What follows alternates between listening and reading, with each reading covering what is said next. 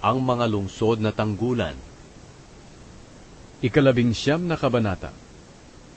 Kapag nilipol na ng Panginoon na inyong Diyos ang mga mamamayan na ang mga lupain ay ibinibigay niya sa inyo, at kapag napalayas na ninyo sila, at doon na kayo naninirahan sa kanilang mga bayan at mga bahay, pumili kayo ng 3 lungsod na tanggulan sa lupaing ibinibigay sa inyo ng Panginoon na inyong Diyos na aangkinin ninyo.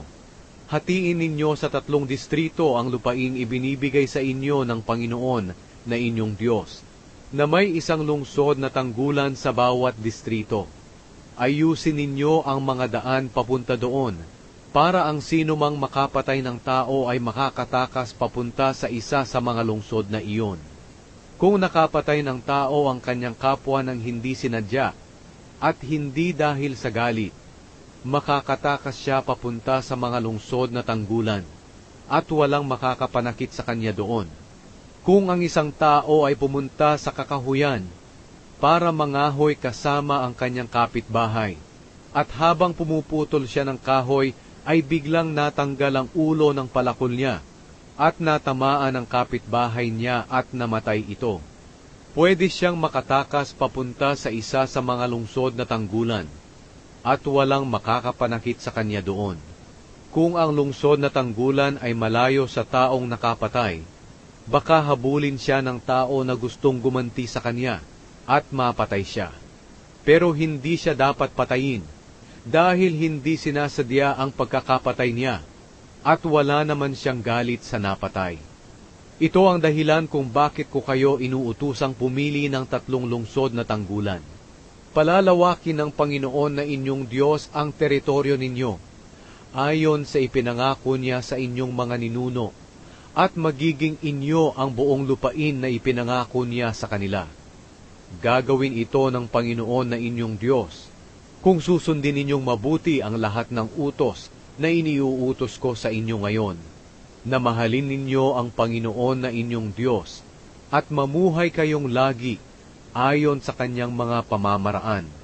Kapag lumawak na ang inyong lupain, magdagdag pa kayo ng 3 pang bayan na tanggulan.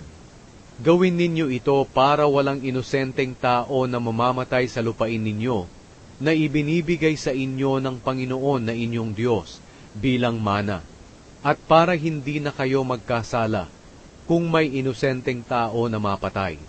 Ngunit kung ang isang tao ay napopuot sa kanyang kapwa, at inabangan niya ito at pinatay, at pagkatapos ay tumakas siya papunta sa isa sa mga lungsod na tanggulan, kailangang ipakuha siya ng mga tagapamahala ng kanyang bayan, at ibigay sa gustong gumanti sa kanya, para patayin siya.